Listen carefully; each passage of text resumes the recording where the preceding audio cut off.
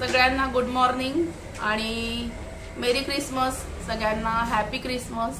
आणि आज आहे ना, आज आमच्या घरातल्यांची काय फरमाईश माहिती आहे का तुम्हाला? ते म्हणाले, माझी मुलं, माझा नवरा, की जेवण झाल्यावर काहीतरी गोड पण थंड असं काहीतरी कर, खाता येईल असं छान। बरं ठीक आहे। आणि अनायसे काय होतं माहिती का, काय काही वेळेस जेवण झालं ना रात्री की आम्ही बाहेर जातो फिरायला, मग कधी गाडीनी कधी पायी पायी। तर मग आम्ही जाता जाता मसाला दुधाच्या गाड्या असतात आमच्या इथे, मस्त उकळवलेलं आटवलेलं दूध जे असतं ना त्याच्या गाड्या असतात, मग तिथे आम्ही मस्त त्या दुधाचा एन्जॉय करतो, दूध पितो मस्त। ते थंडीच्या दिवसांमध्ये, अगदी खूप थंडी असल्यानंतर, नेहमी नाही।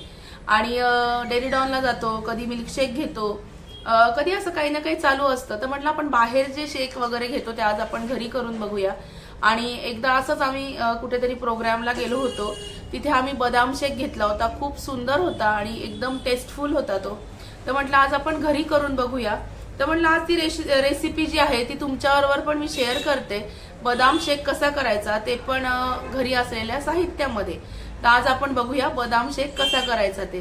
मी जेव्हा डिंकाचे लाडू केले होते तेव्हाचे बदाम माझ्याकडे शिल्लक राहिले, त्याचा म्हटलं आता बदाम शेक बनवूया आणि सोप्या पद्धतीने बदाम शेक घरच्या घरी, ते पण एकदम टेस्टफुल कसा होतो ते शेअर करते तुमच्याबरोबर। चला आता छान मस्तपैकी टेस्टफुल असा मस्त थंडाई बदाम शेक आपण करूया। आणि त्याच्यासाठी लागणारं साहित्य आहे हे बघा, साधारणतः एक अर्धी वाटी बदाम। हे बदाम जे आहेत हे वरतून आपल्याला थोडेसे किसून टाकायचे। याच्यानंतर ग्लासमध्ये आपण मिल्कशेक घेतो ना, त्याच्यानंतर त्याच्यावर हे बदाम किसून टाकायचे। साधारणतः अर्धी वाटी साखर आणि विकफिल्ड कंपनीची कस्टर्ड पावडर आणली आहे, व्हॅनिला फ्लेवरची। आणि दूध घेतलंय मी, गाईचंच दूध घेतलेलं आहे हे बघा, दूध घेतलंय मी। साधारणतः 1 लिटर दुधाचा मिल्कशेक मी करणार आहे, माझ्या मुलांना आवडतो। आणि आटवल्यानंतर हे दूध थोडं घट्ट होतं, त्याची क्वांटिटी कमी होते। म्हणून आता काय करूया, हे जे बदाम आहेत ना, हे वाटीमधले जे बदाम आहेत, हे बदाम मिक्सरच्या भांड्यातून मस्तपैकी थोडंसं याच्यामध्ये दूध घालायचं, याच्यामध्ये छान दूध घालायचं आणि हे बारीक याची छान पेस्ट करून घेऊया या बदामांची। एवढ्या बदामांची आपण छान पेस्ट करून घेऊ दूध घालून। चला हे बघा, दूध आणि बदाम यांची छान मस्तपैकी मी बारीक अशी पेस्ट वाटून घेतलीये, एकदम बारीक चटणी आपण करतो ना तशी पेस्ट मी वाटून घेतलीये। थोडासा एखादा बदामाचा तुकडा जर याच्यात राहिला तरी सुद्धा चालेल, तसं काही नाही। मी बोटानी का बघितलं, कारण बारीक व्हायला पाहिजे म्हणून हे छान आपण बारीक करून घेतलंय। आता ही जी फाईन पेस्ट आपण केली आहे ही आपण एका वाटीमध्ये काढून घेऊया।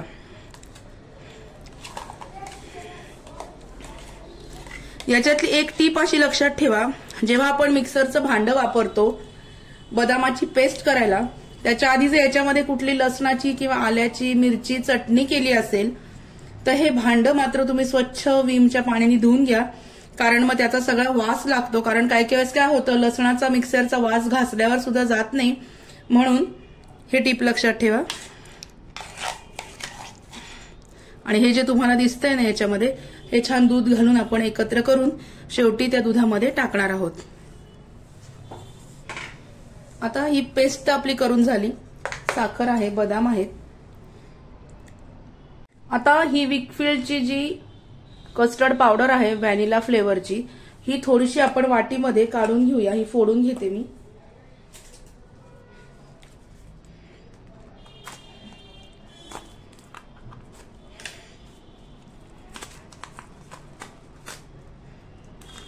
हे छान मी फोडून घेतली। साधारणतः थोडीशी अंदाजाने, म्हणजे दूध घट्ट होईल आणि दूध फ्लेवर्ड होईल आपलं, त्या अंदाजाने ही कस्टर्ड पावडर साधारणतः 1 ते 1.5 चमचा वाटीमध्ये काढून घेते। हे बघा, एवढी पावडर मी काढून घेतली। हे झाल्यानंतर ही पावडर परत वरती फ्रीजमध्ये ठेवून द्यायची। खूप छान स्मेल येतो बरं का याचा। आता याच्यामध्ये दूध घालायचं, याच्यामध्ये थोडंसं दूध घालायचं आणि ही छान याची छान मस्त पेस्ट करून घ्यायची, जेणेकरून याच्यामध्ये गुठळ्या राहणार नाहीत.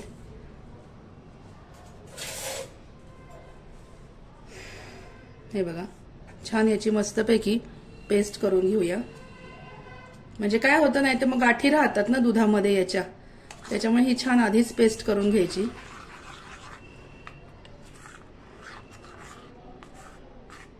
आणि ही दुधामध्ये आपण आता ऍड करणार आहोत.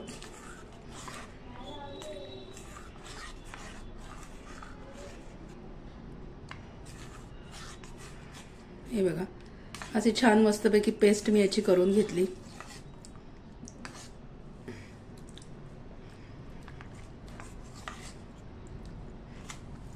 आता दुधाचं काय करायचं, चला.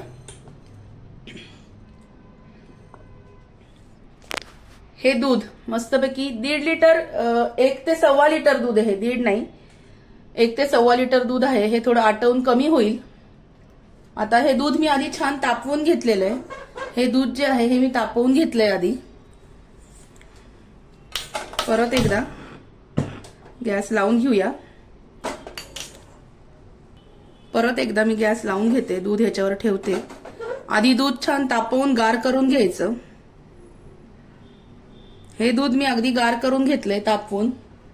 आता ह्या दुधामध्ये ही अर्धी वाटी साखर आहे, ही साखर टाकायची.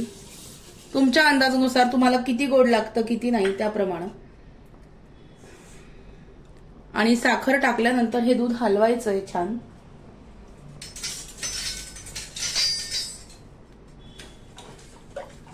मस्तपैकी हलवून घेऊया. तुम्ही म्हशीचं फुल फॅट क्रीम जरी वापरलं तरी चांगलं होईल, छान होतं त्याचं सुद्धा. पण मला आज म्हशीचं दूध मिळालं नाही, म्हणून आज मी गाईचंच दूध घेतलंय. हे बघा, राजहंस ही पिशवी असते आमच्या दुकानात दुधाची, तेच दूध मी घेतलेलं आहे. फुल क्रीमचं दूध घेतलं तर मिल्कशेक खूप छान होतो, अजून सुद्धा छान होतो. तुम्ही ते पण वापरू शकता. आता एक छान दूध थोडंसं तापत आलं की आपण त्याच्यामध्ये कस्टर्ड पावडरची प्युरी आणि बदाम शेकचा जो आपण पेस्ट केलेली आहे ती टाकून घेऊया मस्तपैकी. आता हे जे बदामांचं आपण केले ना पेस्ट, ही हळूहळू या दुधात टाकूया आणि दूध छान हलवून घेऊया. हे बघा, पूर्ण पेस्ट या दुधामध्ये मी टाकली.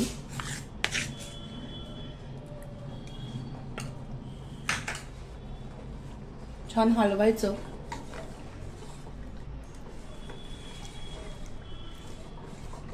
ही जी पेस्ट आपण त्याच्यात टाकली ही त्याच्यामध्ये पूर्ण मिक्स व्हायला हवी.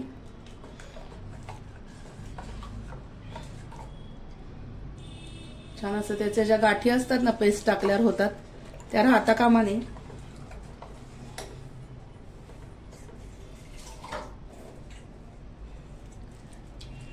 आणि याच्यातही थोडंसं दूध घालून मी छान ते जे आपलं मिक्सरला आहे ना बदामाचं राहिलेलं जिन्नस आपलं वाया जाता कामा नये याच्यात टाकणार आहे.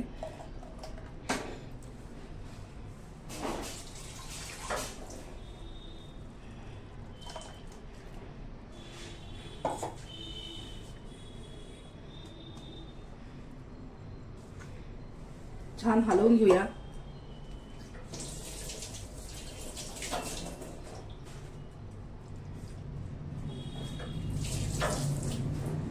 ही जी बदामाची पेस्ट मी याच्यात टाकलेली आहे ही मस्तपैकी छान उकळल्यानंतर एकजीव होईल दुधामध्ये साखर आणि बदामाची पेस्ट.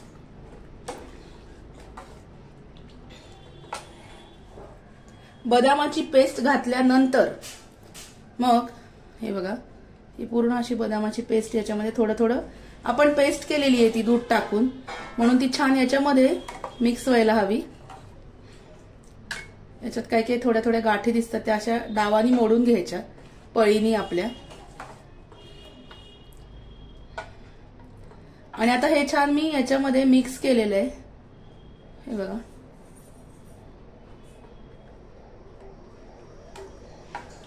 छान मिक्स झालंय. आता ही जी व्हॅनिला पावडर आहे ना आपण ह्याच्यात हे केलेली ही कस्टर्ड पावडर याच्यामध्ये टाकून घेऊया मस्त. हे बघा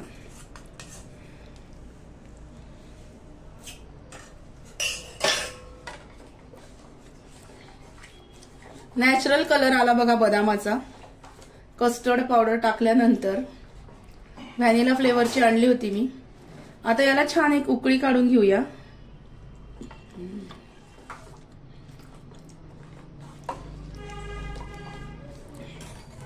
साखर तुमच्या अंदाजाने घालायची. कोणाला जास्त गोड आवडतं, कोणाला थोडं कमी गोड आवडतं. साखर घातली मी त्याच्यात.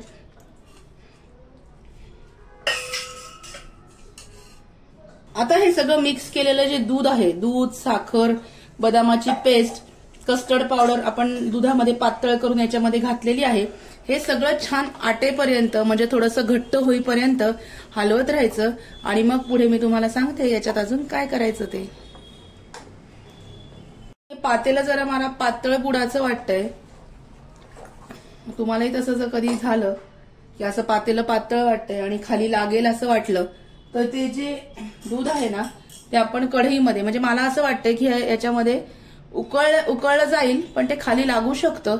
म्हणून मी काय करते, हे आता आहे ना थोडंसं कढईमध्ये घेते ओतून. कढईमध्ये कसं ते खाली लागणार नाही ना.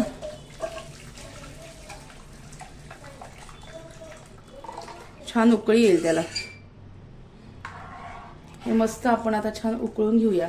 कढईचं हे मटेरियल जाड असतं, बूड जाड असतं, त्याच्यामुळे लागायची शक्यता नसते जास्त करून. हे पातेलं जे होतं हे बहुतेक पातळ बुडाचं आहे. रेग्युलर दूध तापवण्यासाठी योग्य आहे पण मिल्कशेकला वगैरे योग्य नाही. मला वाटलं की याच्यामध्ये लागू शकतं म्हणून यातलं दूध मी कढईमध्ये उकळण्यासाठी काढून घेतलं. आता हे दूध छान मस्तपैकी आटवून घेऊया आणि मग दाखवते तुम्हाला मिल्कशेक कसा होतो ते. बघा आता हे जे दूध आहे हे घट्ट होत चाललंय. हे बघा हे छान आटलं जातंय आणि मिल्कशेक असा घट्ट असतो रबडी सारखा. हे बघा मस्त घट्ट होतंय.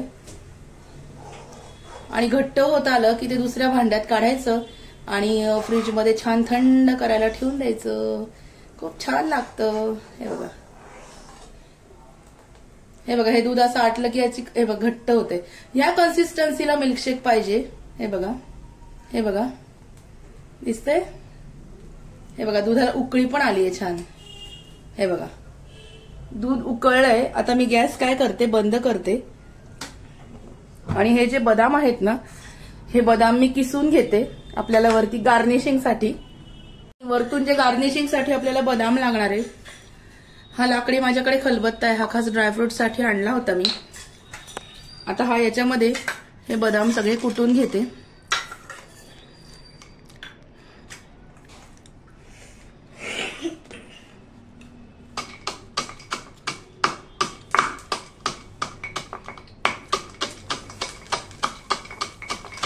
अरे खाली पडते. हे छान मी याच्यामध्ये कुटून घेते मस्त.